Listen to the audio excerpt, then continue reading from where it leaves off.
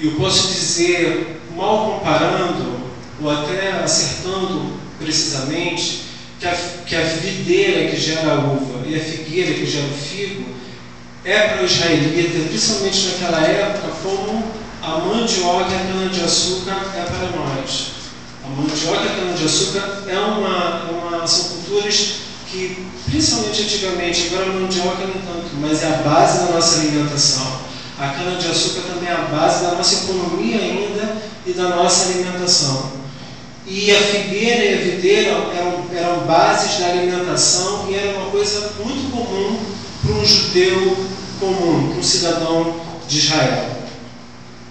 E a figueira também era um local onde as pessoas se reuniam, as pessoas que eram ensinadas se reuniam, e os seus mestres, os seus rabis, chegavam naquele local e ensinavam a lei. Quando ele reconhece Cristo como mestre, como filho de Deus e como rei de Israel, aí isso me confirma e consultando também, eu tive a confirmação que essa prática de ensinamento era realmente comum e que ele era um homem que sempre ia ali, não só para estudar, meditar na palavra de Deus, nos ensinos, mas também orar. E ele era um homem que amava e ansiava por essa chegada do Messias, por essa vinda do Messias, para o surgimento dessa promessa que seria de redenção, mas uma redenção profunda, não só de redenção do povo como cidadão, no sentido social, no sentido econômico, no sentido qualquer que seja, mas era uma libertação profunda, um reinar profundo. A Bíblia diz em Isaías que o Senhor colocaria a lei no coração do homem. Não precisaria ninguém mais ensinar. Então, quem seria esse mestre, esse rabi, esse homem respeitado por conhecer a lei de Deus e amar a lei de Deus, que faria com que o povo realmente conhecesse o Senhor, não de boca, mas intimamente? Então, ele exclama e diz: Mestre, tu és o Filho de Deus, tu és o Rei de Israel. Então eu vejo que aqui Natanael ele teve a expectativa dele correspondida, né? Provavelmente ele passou a infância, ele passou a adolescência.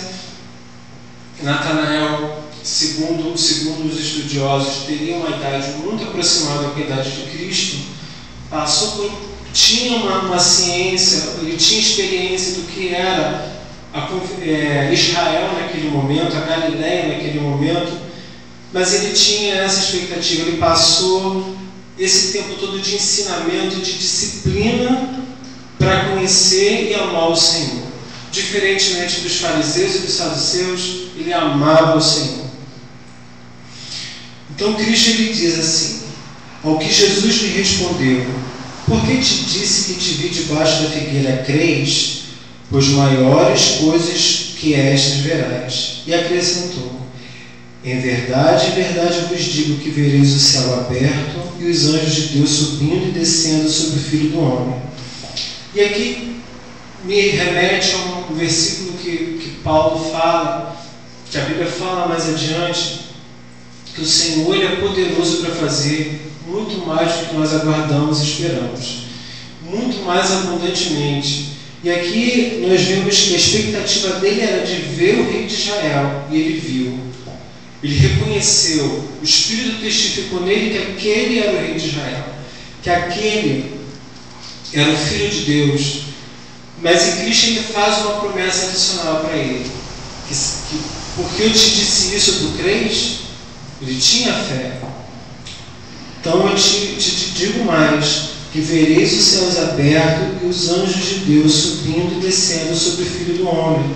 E aqui faz até uma alusão a Jacó, quando sai da convivência com seu pai em direção à casa de seu tio, fugindo, que ele deita, né, no local que ele edifica, se eu não me engano, Betel, e o céu se abre, uma escada desce do céu, e ali E essa mesma expressão é citada ali no Gênesis.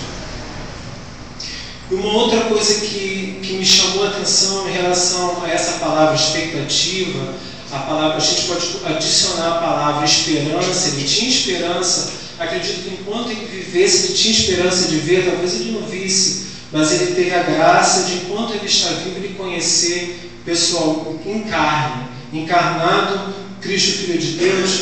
Mas me vem também a palavra fé, esperança, e vem a palavra disciplina. Aí podem me perguntar assim, mas por que disciplina? Porque a fé dele se desenvolveu num processo de ensinamento, de aprendizado na figueira. Eu posso dizer que a figueira, debaixo da figueira, é um local de disciplina, um local de ensinamento. Debaixo de uma copa de árvore, os irmãos sabem, nós estamos sujeitos à chuva, nós estamos sujeitos ao sol, nós estamos sujeitos ele estava sujeito ao vento que trazia areia. Não, com certeza não é um lugar tão confortável, apesar de ser aprazível de se estar, porque a gente está numa sombra, ele estava numa sombra. Então eu vejo que esse é um exemplo que eu posso trazer para a minha vida. Né? O Senhor, ele permite locais de disciplina na vida, da nossa vida, na vida de cada um de nós. O Senhor permite circunstâncias de disciplina. A palavra de Deus traz algumas alusões à palavra figueira, com alguns significados que eu fui pesquisar para olhar. Figueira pode ser um local que representa Israel junto com a videira, exatamente por ser uma árvore muito comum. A figueira dá um fruto muito doce e é um fruto muito esperado. A gente olha para a passagem de Cristo, espera da figueira que ela deu fruto naquele momento, porque já era a hora e ela não dá. Então isso nos mostra que nós temos que estar frutificando para que no momento em que o Senhor vier cobrar de nós os frutos, nós tenhamos frutos de arrependimento, dignos de arrependimento para entregar a Ele. A figueira é um lugar também de bênção, porque até pelo seu fruto ser doce, por ser um alimento, por ser com certeza uma base de alimento. A figueira também havia retrato que o figo foi utilizado como pasto para a cura do rei Ezequias. Está lá em Isaías capítulo 38. Isaías capítulo 38. Então, a figueira também pode ser considerada como Israel. E esse versículo eu vou ler com vocês. Se vocês quiserem, podem somente anotar e olhar depois. Que é no livro de Joel, capítulo 1, versículo 7.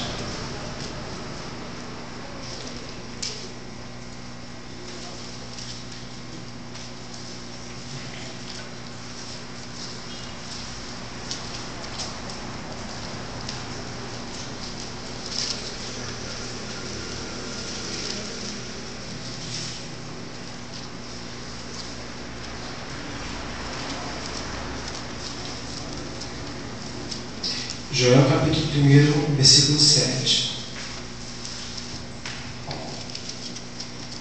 que diz assim: fez de minha vide uma assolação, destroçou a minha figueira, tirou-lhe a casca, que lançou por terra, os seus sarmentos se fizeram brancos.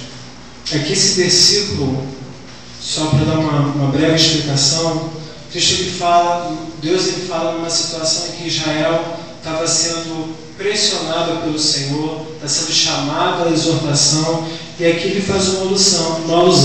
Quando ele diz a vide assolada, ele fala do povo sendo destruído. Quando fala a figueira sendo tirada a casca, sendo desnuda, fala que o seu povo estava sendo envergonhado. Não uma explicação nessa parte aqui.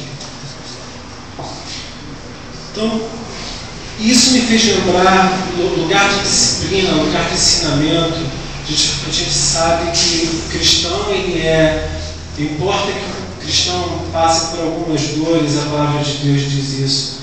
Importa que o cristão passe por alguns sofrimentos, por algumas provações. Cada um de nós sabemos das nossas provações, das nossas dificuldades. Então eu olhei e vi que o FIG era um lugar de disciplina, mas é um lugar de honra, porque somente quem passa por esse local ele recebe aquilo que está em expectativa, só recebe aquilo que está em fé. Aí eu lembrei de um dos patriarcas, Jacó, que o Senhor ele permitiu que ele ficasse sobre o jugo do seu sogro, né, primeiro para conseguir as suas esposas, os seus filhos, a sua riqueza. Mas também foi um local de disciplina, porque se ele não passasse por ali, o Senhor provavelmente não o abençoaria. O Senhor não cumpriria as promessas através de Jacó, de um homem que era chamado de enganador, né, de Jacó para Israel, passando por uma transformação no vale de Jaboque. Depois de lutar com o anjo do Senhor, essa versão da Bíblia diz que é algum homem. Então, olha que a necessidade do povo do Senhor ser disciplinado, né? E Natanael ele fala disso. E eu achei, e falou isso muito no meu coração, né? Falou muito no meu coração pela minha vida, pelas minhas experiências. Eu olhei para Natanael e vi que realmente ele teve a expectativa dele suprida, ele teve o que ele esperava, ele viu. Aí eu olhei para mim e falei, o que eu espero? Eu espero a minha salvação, porque nós estamos caminhando com o Senhor, nós estamos caminhando com o Senhor, estamos em perseverança caminhando com o Senhor, passando por diversas adversidades. Eu sei que se eu sentar com cada um em algum grau, ou maior ou menor, ou mais visível ou não tão visível assim, cada um de nós somos provados. Então eu olhei para Natanael e vi que Natanael passou a ser um exemplo para mim. Porque se Natanael ele foi disciplinado segundo a lei de Moisés, e é uma lei rígida, o ensinamento da lei de Moisés tinha uma disciplina, tinha uma forma de se lidar. Se ele passou por aquilo e foi vencedor, e ele viu Cristo, eu tenho que perseverar seguindo os mandamentos de Cristo. Eu tenho que perseverar em Cristo, estando nos locais onde Ele me coloca. Porque se Ele colocou, se Natanael foi para ali e foi vencedor, eu tenho que estar nos locais, ainda que para mim sejam muito difíceis, mas eu tenho que suportar, eu tenho que perseverar, observando a palavra de Deus, porque Natanael observava ali, e era para isso que ele estava ali.